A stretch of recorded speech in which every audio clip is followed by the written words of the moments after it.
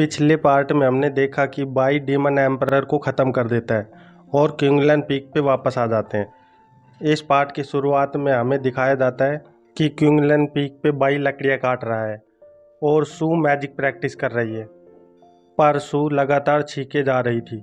तो बाई पूछता है, क्या हुआ, क्या तुम्हें ठंड लग गई है? तो सू कहती है, मैं ठीक हूँ मास्टर, बस थोड़ा नाक से पानी बह रहा है। तो मैंग बताती है, शायद ये मेरी गलती है। जब हम डीमन एम्परर के सामने थे तो तुम पे आइस मैजिक का यूज करना पड़ गया था। पर बिग ब्रदर भाई, मुझे नहीं लगता कि ये कोई बड़ी चिंता की बात है। सू अपने आप 3 दिनों में ठीक हो जाएगी। तो भाई कहता है, ज़्यादा इंतज़ार करने की कोई ज़रूरत नहीं है। मैं तुम्हें कल ही 4R डिपार्टमेंट ले जाऊंगा। मैं अभी सीनियर मून को मैसेज भेजता हूँ। और एक फायर बर्ड बनाकर उसे भेज देता है और कहता है, उनके पास आसपास के 10,000 किलोमीटर दूरी तक मौजूद हॉट स्प्रिंग्स में से सबसे बेस्ट हॉट स्प्रिंग है। तुम्हारी सर्दी तो उसमें एक बार नहाने से ही ठीक हो जाएगी। ये सुनकर सू और मैंग बहुत खुश हो जाती हैं। फिर हमें 4R डिपार्टमेंट दिखाया जाता है, जहाँ एक फाउंटेन से पानी निकल रहा था। वहाँ सू और छोटी मैंग भी होती हैं और मैंग वहाँ सू के साथ कुछ ऐसी बातें करती है जो मैं वीडियो में नहीं बता सकता। तो सू उसे पकड़कर कपड़ों की बास्केट में फेंक देती है और उसके ऊपर कपड़े डाल देती है। छोटी मैंग कपड़ों के नीचे भूत की तरह दिखती है। फिर सू स्पा के अंदर चली जाती है और पानी में उतरती है। वहाँ पानी में उसकी सारी थकावट गायब सी हो जाती है। तो वहाँ एक लड़की आकर पूछती है, जूनियर, पानी में कैसा लग रहा है?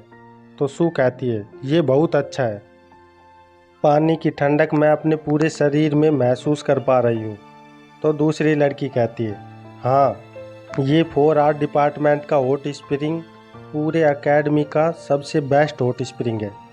और सभी लड़कियाँ वहाँ एक दूसरे पे पानी उछालकर खेलने लगती हैं।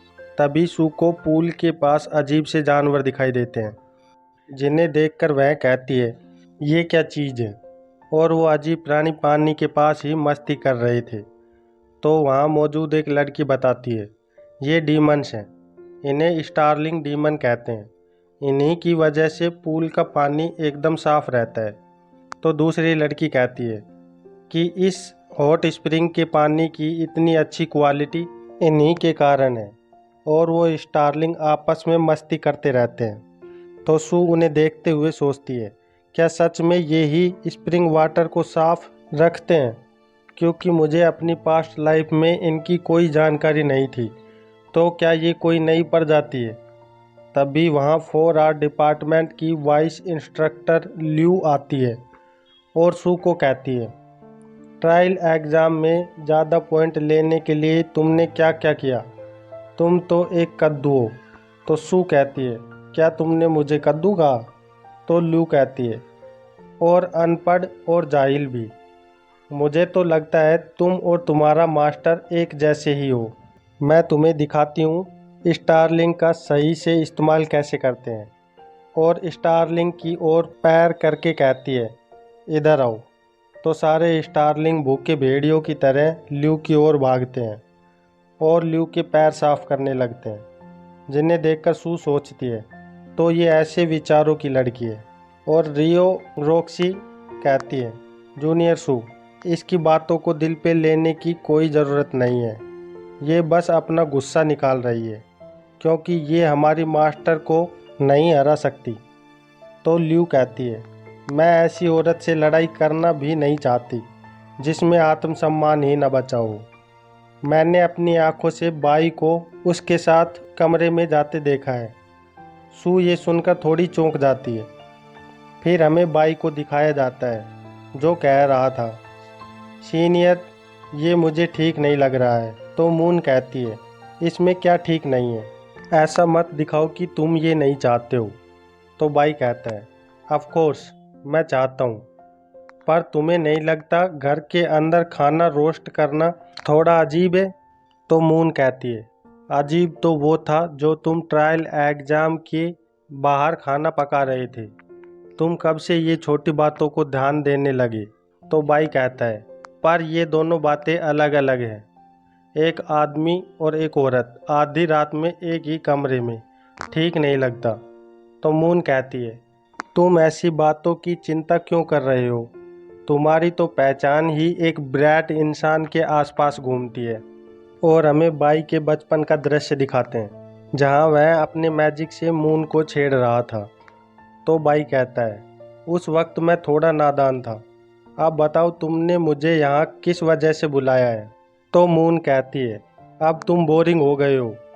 ठीक है, मैं चाहती हूँ कि तुम 4 आर्ट डिपार्टमेंट की छात्राओं को फैंग हू पहाड़ों के सीक्रेट रेल में ट्रेनिंग के लिए लेकर जाओ। तो बाई कहता है, फैंग हू पहाड़ियों पर सीक्रेट रेल?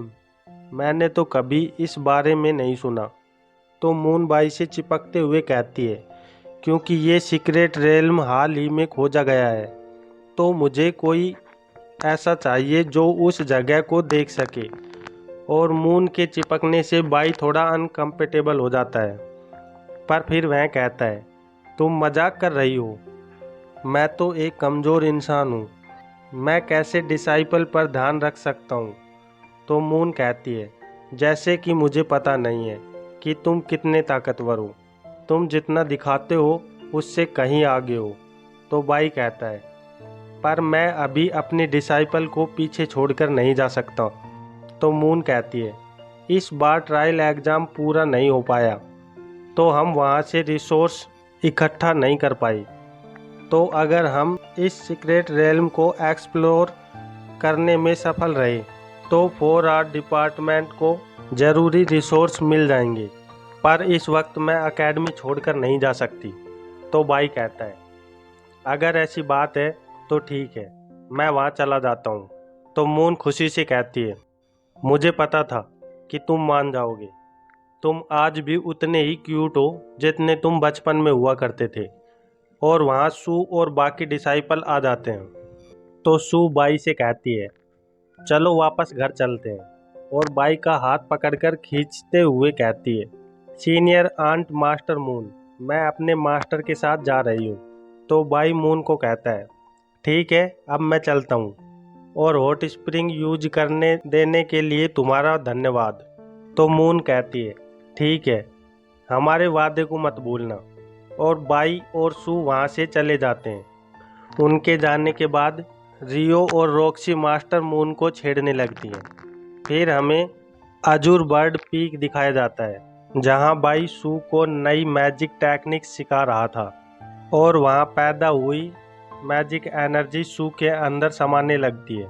तो बाई कहता है, तुमने एक और नई स्किल सीख ली है जैसा मैंने सोचा था। अगर तुम इतनी ही स्पीड से मेहनत करती रहोगी तो जल्दी ही तुम्हारा हर छोटे से छोटा सपना भी पूरा हो जाएगा। लेकिन मैं तुम्हें याद दिला दूं, ये टेक्निक 6 ओरिजिन स्किल की है जो मेरे द्वारा बनाई गई है। इसकी प्रैक्टिस करते समय तुम्हें सावधान रहना होगा, ज़्यादा जल्दी करने से इसका बुरा असर भी हो सकता है। सू बाई के पास आने लगती है। उसके शरीर से मैजिकल ओरा निकल रहा था और उसकी आंखें भी लाल हो गई थी। तो बाई कहता है, तुम्हें अपने अंदर उत्पन्न होने वाले सभी अनैतिक विचारों को अपनी सोच से निकालना होगा। सू, क्या तुम सुन रही हो जो मैं तुमसे कह रहा हूँ? और तभी सू बाई को पकड़ लेती है, जिससे बाई चौंक जाता है और सू बाई को ज़मीन पे गिराकर कहती है, मास्टर, चलो एक बच्चा बनाते हैं। और यहीं पर इस पार्ट का अंत हो जाता है। अगले पार्ट में देखते हैं कि बाई अपनी इज्जत बचा पाएगा कि नहीं। यहाँ तक कहानी पसंद आ रही है तो सब्सक्राइब करो। फिर मिलते हैं नई वीडियो में, तब तक के लिए बाय बाय।